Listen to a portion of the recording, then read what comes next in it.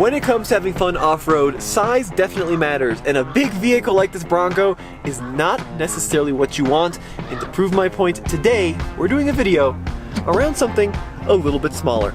Check out the coolest four-wheel drive you've never heard of.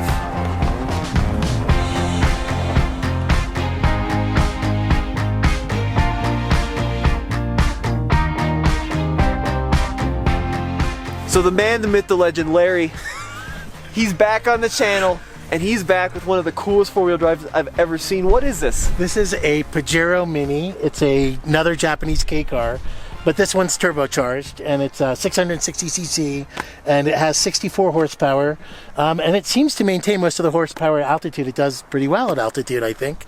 This is a competitor to the Suzuki Jimny or the Samurai in the U.S., and it was very popular. I think they introduced it in 94 or 95, and it was super popular when it came out, but they don't make it anymore. They stopped making it, I think, in 2012, and a lot of people in Japan have moved to K cars that are more like wagons. So let's dive into this a little bit. So it's a Mitsubishi, and it's a Pajero, which here in the US is called a Montero, but it's a Mini, so it's kind of like a little tiny Pajero. So there are three types of Pajero, right? Can you explain that? Yeah, there's the Pajero Mini, which is the K car version, and then they make the Pajero Junior, which has got I think it's a 1 liter, 80 horsepower naturally aspirated engine, and then the regular Pajero, which can be a petrol engine or a diesel, and that would be the full size Montero kind of car. So it's kind of like those little Russian stacking dolls. So there's like the little one, the medium one, and the big one. The funny part is, though, the little one, the Mini, looks like a shrunken down version of the big one. It does, yes, yeah. It's very similar. It's very similar. And they definitely went for that look. So can you open up the hood and let's talk about the engine? Sure.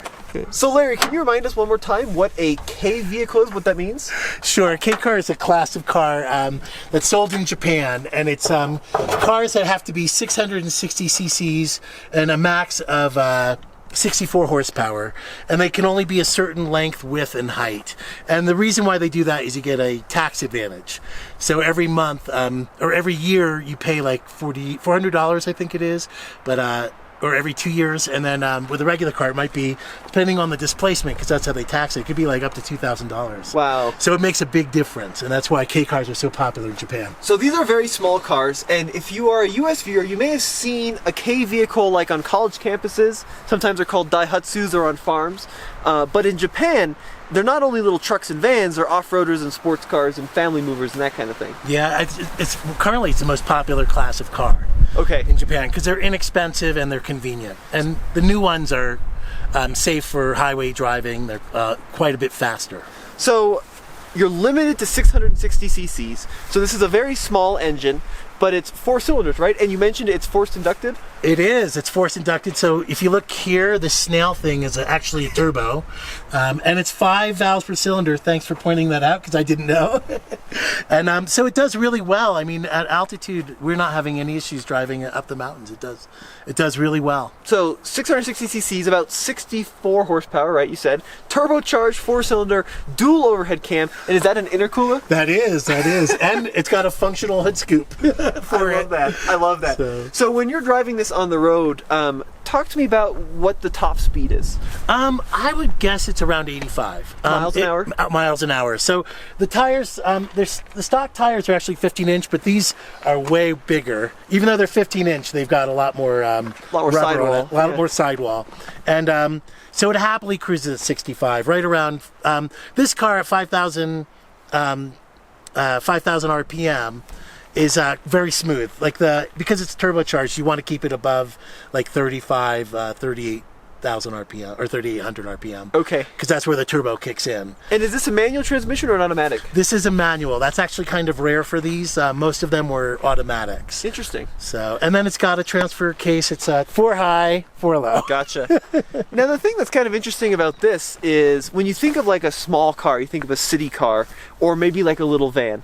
But this is an off-roader. Is there a lot of off-roading in Japan? Is there a community around off-roading? There is. They're just like us. And recently, as well, four-wheeling has become very popular. Okay. But they have communities, and they'll have parks where you can actually pay and do four-wheeling in those parks with your Mini Pajero. I think even Mitsubishi used to sponsor them when they Wow. first introduced the car. And so it became a really popular kind of club activity.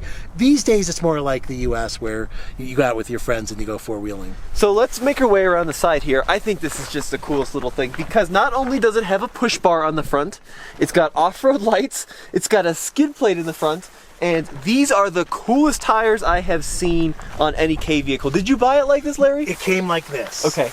And I've actually tried to find the tires in the U.S. and I really can't. Oh, interesting. So these might be only something that they sell in Japan. And what does VR2 mean? Can you explain that? It's the class of this is the higher, like this is the mid-level class. VR2 is like the top class of the Pajero Mini, but I don't have all the options that some of the other VR2s have. And so the VR2 will be the turbocharged intercooled version with the 5 valves per cylinder, as opposed to the non-VR2s, which are naturally aspirated, and they have a lot less. I think it's 40 to 45 horsepower, and they just would be too slow up in Colorado. So what's going on here? So we got the fender on the mirror, we got one on the door. What is the mirror fender doing here? That's a good question. I think it's for when you park, because you're going to be parking on this side and you can see the curb, or it might be to see where your front wheel is when you're four-wheeling. I have not yet figured out exactly what that's for. So that's super funny. And is it adjustable? Can you move it? It is. You can do it this way and this way and up and down. So I have it just pointing for the curb because I think that's probably what people would use it for. Now the word that I think will probably get people's attention that we mentioned is Samurai. So here in the US in the 1980s, we got this little tiny Jeep called a Samurai. Larry was explaining to me that the Samurai was sold in Japan a little bit narrower with a smaller engine as a K vehicle called the Jimny. Is that right? Yeah. And this would have competed with that. Absolutely. And when it first came out, it was really taking away sales from Suzuki. But the Suzuki Jimny, the K-car version of the Samurai, is actually a better four-wheeler. Okay. Because it's a body-on-frame as opposed to this is a what do you call it? Independent a unibody. Unibody and independent front with a solid axle. Solid axle on the back. Thank you. No, you know it better than me. I apologize. No, I don't mean to interrupt you. No, it wasn't coming to mind. So unibody, so it's all kind of one big structure, and then independent in the front, solid in the back. How does it ride? Is it pretty soft or is it pretty firm? We're talking about that. It's quite good. On the highway, it's very smooth, but with these big tires, it bounces a lot in the back or when the washboards. So it really slides out. But I guess it's called the death wobble. Jeep drivers know this, so I get that. But I think that's also an issue with the tires as well, causing that. So coming along the back, we can see that this is hardtop. And you said hardtop only. Yeah, I have not seen a soft top Okay. of the Pajero Mini. But the coolest part is it really is like someone took a Pajero and scaled it down. So you've got the spare tire on the back, you got the wiper, you got the little mud flaps. Does this open up? It does, yeah. And so it's kind of interesting, like high tech, low tech. So this has a little slot here that's made of wood. No way. Yeah, that's wood. I think it's wood. Yeah, it looks feels like wood. And then, but that's stock. And then you can see they have tools and stuff. The jack's actually under here. Okay.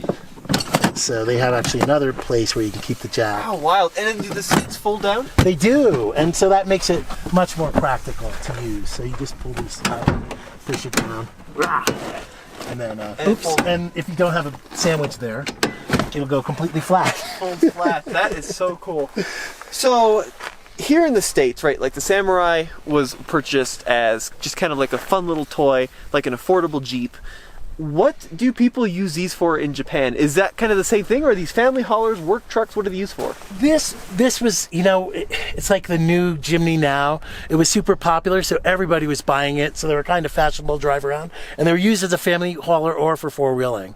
So they were everything. So, but I think over time, it's hard to get 4 people in the back. You can get 4 people in there, or kids are fine, but adults, and that's probably why the sales of them went down. In the late 2000s or in the 2010s or whatever, because the cars that are so popular now in Japan, even the K cars, are more like K wagons, K vans. Oh, what a machine. Yeah, woo! So the interior, Larry, is beautiful. So on the way up the hill, you want to, here, let me actually show you doing this.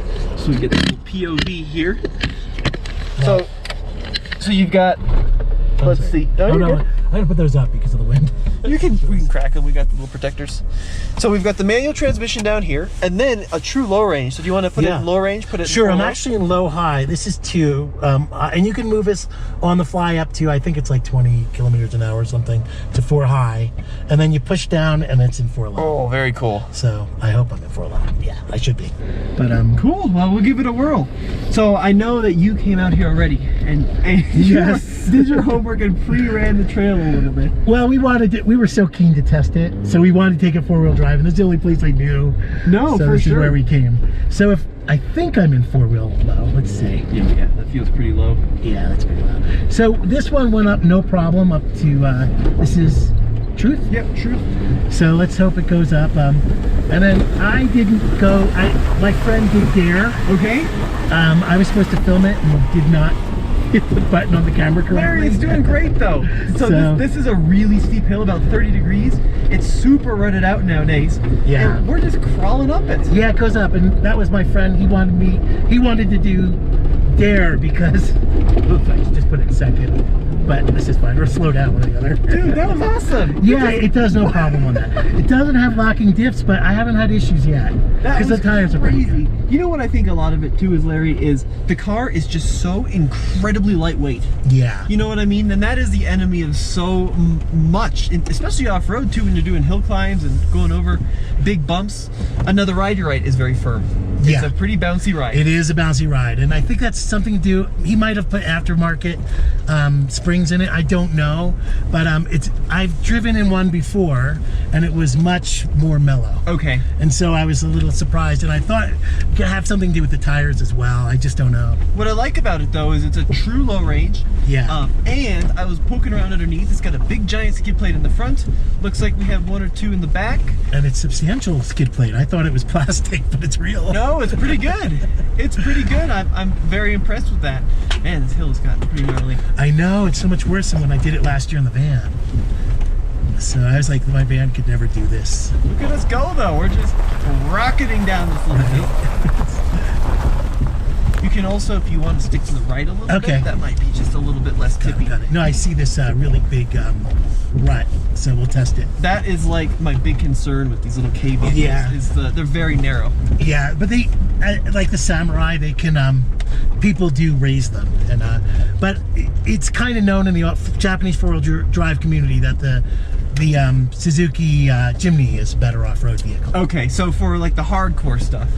But Larry, people still use it. I gotta tell you, that was pretty hardcore, and we just walked up the thing no problem. Should we try, you want to stay in the car? So what I'll do, I'll probably help you out. Okay, good. Point where you want to go. When you start making your approach, you're probably gonna want to go left, so yeah, you're not at kind of like a side slope. Okay. And then stop up there, and I'll give you some pointers. Okay, good. I'm gonna put the windows down then. The cool part of having such a narrow vehicle is that you have all these different lines you can choose. You're not limited to one route. So Larry doesn't have to go up the super gnarly part. His vehicle is so narrow, he can kind of dance around the hard parts. Come on, little Mitsubishi!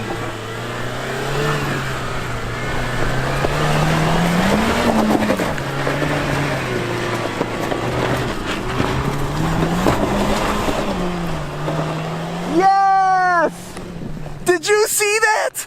What an amazing job there, Larry. That was fantastic. So what Larry did, open diffs, not a huge amount of articulation. He kept his foot in the throttle and just walked right up. Good ground clearance too. Really impressed with that.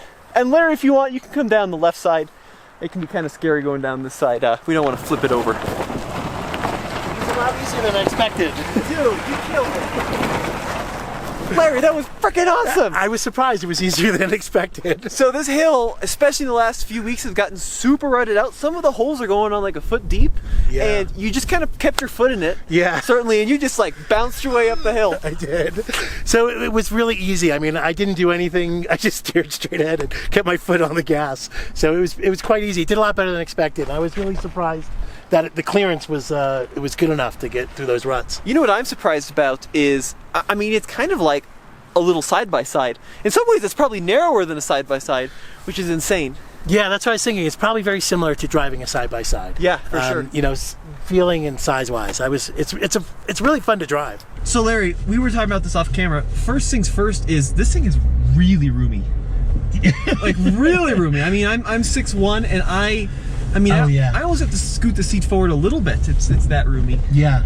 It's pretty good. I mean, this is much more accommodating compared to most K cars for tall people or Americans. Yeah, no, absolutely. I mean, look at the headroom. Yeah. It's crazy. You can wear a Stetson.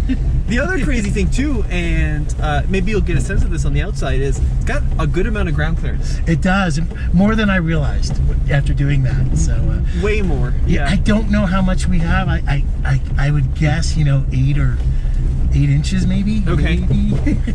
I don't know, honestly. I'm guessing could be a little less, maybe 6 to 10. There you go. Now I will say you're right. The short wheelbase means it does have a pretty firm ride. Yes.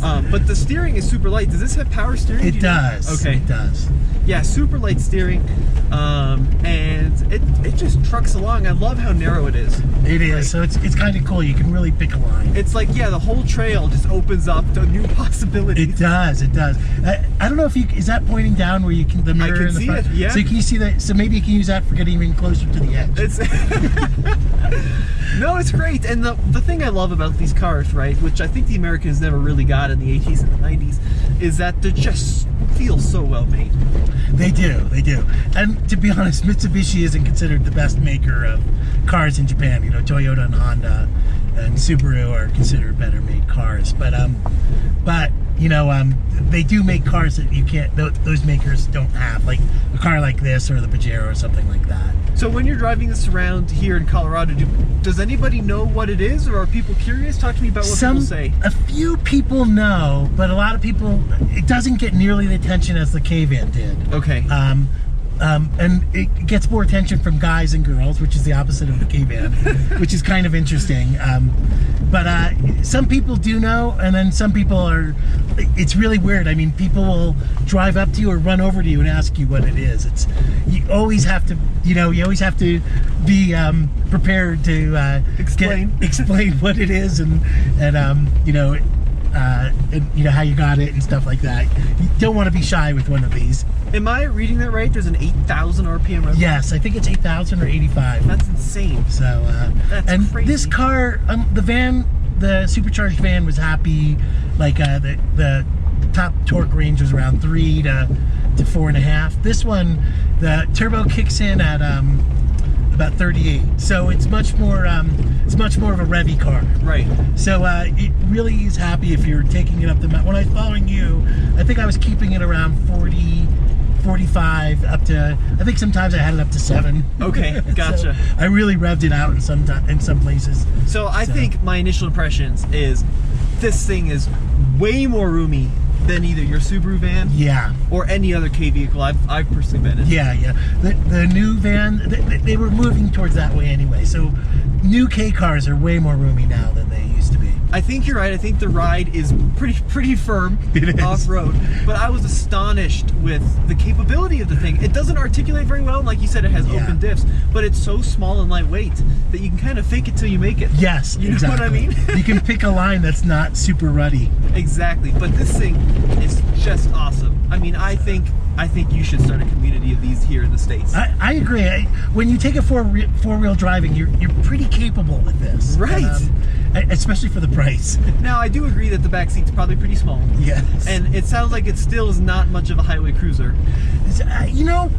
When we get on the road, you'll be surprised. It's very comfortable to drive on the highway, way better than the van was. Okay. So I cruise in the van and I'm completely zoned out like any other any American car, and I'll be doing 65, 70. It's very comfortable driving at that range. Gotcha. So, you don't feel like you're revving it out like the van. How do these compare to the Samurai, or maybe the Jimny as they are called in Japan? So when this came out, it was way better than the Jimny at that time in the mid 90s, because the Jimny hadn't had its refresh yet, and so it was pretty primitive. So this car drove a lot better, and it had a lot better amenities. It was faster, better on the highway, just an all around better car.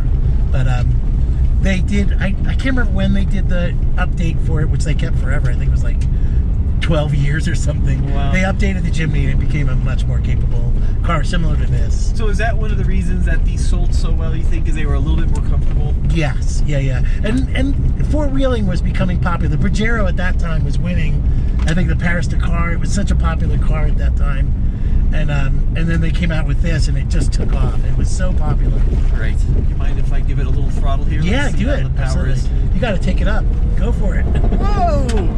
It's got some beans. Look at that. Yeah. That's why I always tell people, keep it above like 35.4. It's much more fun. No, honestly, like, Yeah. you can really feel, it's not like a big kick like a Subaru Turbo, but there's kind of like a little shove. Yes. You know what I mean? Yeah. It was when the muffler was broken when I got it, before I got it fixed. Then you could really feel the oomph I could really, it was like, I think it was 37. I was like, wow, it really works. Reminds me of the Cappuccino, because the Cappuccino had a very strong turbo kick in it. I would say this is way more than adequate for, Yes. oh my god, this is almost zippy. It is zippy. That's why I think you'll notice when I drive it around, I'm like, "Rrr, rrr, rrr." It's really fun to drive. The only issue is it does get bouncy. Okay. And so that's why, but that doesn't seem to happen until you're over 40 or 50. Okay, so what he's talking about is this has a solid rear axle, and I do feel a little even on the small bumps, but I bet washboards is really bad. Yeah. But the whole thing kind of hops, right? It does. Right, so you get some of that axle hop over turns. So. But the steering's good. Transmission, it feels like a Toyota or a Mazda transmission from the 90s, super precise. And my only concern about importing one of these is like you mentioned, do you have a guide to fix it? Is there? I don't. Okay. So that's why I joined the forums. And I honestly, I got another car. Okay. So I kind of took my focus off this on where to look to get it fixed. But there are people getting them fixed, and there is a big community. I know there's a Pajero forum on Facebook where there's a bunch of Mini owners there, and I know people are getting parts and stuff. So they're out there. They're out there, yeah. All right, Larry, so now the stuff that everybody wants to know. First of all, where do you go about finding such a cool little vehicle? Obviously it's Japanese. How did you find this one? So I found this one using a company called Be Forward, and their website, I'll give them a plug, is beforward.jp, and I have no connection to them at all. But I actually had tried to buy another car from them, and it didn't work out, so I had a credit, so I ended up buying this with them through the auction. So you can go there and you log into their website. They have an auction page, and then you can bid on the auctions, and they'll translate the auction sheet, which is in Japanese. They'll translate that before they bid for your car. So and then you say, okay, I want to bid. Okay. So it's you look at the car, you choose it, you put it in your cart. They'll translate the auction sheet, and then you say, yes, I want to bid. Wow. And then you say how much you want to bid up to, and they'll stop the auction. They'll try to get the lowest bid, but they'll bid up to whatever you say. So you say I want to bid this much. Say you win the car. What is the process from there? Do you have to fly to Japan and put it on a ship? What does that look like? No, they do everything for you. So I believe it's a $600 fee that they charge, which also includes the shipping to the port. So it's quite a good deal. Maybe it's $800. I'm not 100% sure on that, but they'll do everything. So the main thing they care about is getting paid. So the second you win, you're going to get an invoice. Then you have to wire them the money. So you have to make sure that your bank can wire the money quickly because they only give you 48 hours. So how much did this cost in US dollars when they bought it for you at the auction in Japan? So I was going to bid up to $1,000 on it, and I think I won it for $890 or something like that, $890. Come on. So let me get this straight. This beautiful, mostly rust-free vehicle with a turbocharged 4-cylinder and a manual transmission, a 4-wheel drive, and these great tires was under $1,000. It was, yes. But by the time you get it to the States, it's substantially more. I think I have 5 into it by the time I got it here. What's that process like? So they get it to the port, and then what is like the shipping cost? How long does it take? Walk me through that. So what happens is, okay, so first I win it for $800 and whatever, $900, but then automatically you're going to get a $600 or $800 fee for the shipping and the paperwork and everything like that. And then they're going to then once you pay that, so you'll get a bill from them for that price, and then you say what port. And so I always choose Tacoma just because I know it. I used to do Long Beach and Los Angeles, but it was more expensive. So then I moved to Tacoma, and it's a little cheaper. And I just know I just know where the boats are and everything like that. And they'll ship it to the port, and they'll charge you for that too. So that's like another $1,500. So you're going to get a bill, for maybe $5,000 when they send you the invoice. But it's very quick. Okay. They usually send it to you within a few hours. So they're very fast to send you the invoice. Yes. How fast are they at sending you the car? Normally they're pretty fast, but because of the coronavirus, there's a big kink in the whole logistics chain. So I bought this car in March, and it was supposed to come by May, but I didn't get it till the middle of August. So because there was such a big kink in the chain, so they had been trying to put it on a boat from the beginning of May, and instead it sat in the port for 4 months. Wow, it was a real long process. But so once it gets, so that they do everything. They'll translate will do all the translations you need, like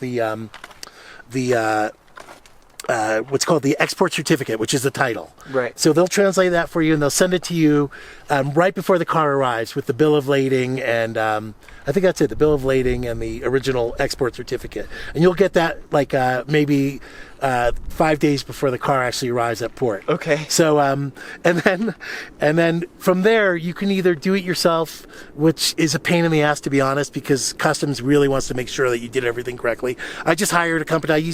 In Tacoma, I use Sound Brokerage. They did a really good job, and they will do all of the rest to get it cleared through customs. Okay. And that wasn't much either. I can't remember what I paid, but it worked out to several maybe like $1,500 or $1,600. And that was for the clearance and the customs tax. Because if it's a truck, you're going to pay, and I think they consider this a truck, you're paying 25% on the value of the car. And they charged me for everything. Like, it wasn't the $800 I paid for the car. It was the $4,000 I paid with the shipping and everything. Right. Because that was the invoice I had. So that kind of stunk. So it made the taxes quite high. So the Be Forward guys will get it to the port here in the U.S. Then you had to find this brokerage to get it out of the port, essentially. And then they'll tell you, okay, it's at this port, you can pick it up, and you have so many days. And then you actually go to the port, and you can't go in the yard. It's sitting in the yard. You can see it. You can't go through, so you have to pay a guy who's got a special license that allows him to walk inside the yard. And that's anywhere from, I think the cheapest is $60 up to like $100. You pay this guy, and it literally takes him 2 or 3 minutes to walk you to the car, and then you drive it out, and you're done. That's it. So Actually, I shouldn't say that. Yeah. This is important. You're not done because you haven't cleared. You don't have the customs thing stamped. You have the clearance out of the port. And then you have to take the car, and then you have to drive it to the customs office. You can keep driving if you want, but you're not going to be able to legalize a car in the U.S. So you drive to the customs office, and then they'll inspect it, make sure that the VINs match, and then they'll stamp the documents, and then you're free to go. Okay, well... It sounds complicated. That sounded like a mess, Larry. It is, but you can hire a company like the import guys that are in Everett, Washington, and they'll do all of that for you. And I think they're the cheapest guys around, and they have tons of cars there. So, okay, so you have basically driven it to the customs folks. You got all your paperwork. But then how do you get an American title? Because you can't just bring that paperwork and be like, all right, here we go. Are there companies that take care of that for you too? The import guys will do that for you, but you have to have an address in Washington State. Okay. So if you have a Washington State address, those guys will help you. Again, and they don't charge much. It's just a few $100s to do that for you, and they will get your car titled and everything Washington State with a plate and a registration. But if you don't live in Washington State, then you have to do it on your own, and that's a whole nother can of worms. K-Cars, Colorado's doesn't like them, depending on they don't like K-Trucks. So it's going to be difficult to get a K-Truck registered in Colorado. But regular cars, it's not an issue. You have to go to the DMV, and they'll give you a temporary plate with all of your export documents, and then you have to get an inspection. And then the inspection, it's not that bad if you go to the right one, the one on 2nd and Federal in Denver. They know what they're doing, because some of them have no idea. Because they're doing like dune buggies and stuff, and then you pull up with this, and then they're getting better though. If you have a Skyline, they know what they're doing, because They've done a ton of them. they've done a ton of those. So you go there, and they will, the guy will do an inspection, make sure it has a catalytic converter, and then he'll sign this form. It's a DR, I can't remember off that 20, Sure. 22, 36, whatever. You'll have to look that up. But and then once you get that, then you can go to Clean Air Colorado, and they can do the Clean Air Colorado check. But it's usually just an idle check. It's not the full test. Although, for some reason, when I brought my cappuccinos in, they made me do the full test. Right. But after that, they just did the idle tests on the other cars. Okay, so let's talk about. And then after that, it's just like regular registration. After all those mountains you climbed. So, you bought this car for $900. How much do you think you're in it total? I think I'm over $6 by the time, because I paid $1,000 to ship it from Washington to here. Okay, which honestly, It's not that bad. not that crazy, right? No, not for a car like this. This car, okay, so I've already taken this for wheeling, and it did fantastic, and it was so much fun. And it was only $6,000. It's in fantastic condition. It does great on the highway. The mileage with these big tires, I only get like 21. Okay. That's city, that's combined. Right. So it's not so bad, but it's a very capable four-wheel driving car. Okay. I hope. And yeah, you're still under the price of a Wrangler. Yes. Which is pretty cool, and you have something really unusual. Yeah. And then parts, do the import guys, or are there companies that help you get parts for it? Yeah, Okay. so you can get that. There's even B4, it has a parts site. And Okay. and there's fairly good support. There's clubs already on Facebook. I think it's the Pajero forum on Facebook, where there's a bunch of guys with the Minis in the U.S. So that everybody's always talking about getting parts. And they usually use, like, they look on Yahoo Auctions, which is the eBay of Japan. Right. And then they have a service called Buy-E. And so Buy-E will buy it for you and then ship it. Are there other Pajero Minis in the U.S.? Is this the first one? Oh, or are no, there's a ton. Okay. So I'm guessing there's at least 1,000. I've never seen one in Colorado, but I know there's a ton here. That's a lot. Yeah.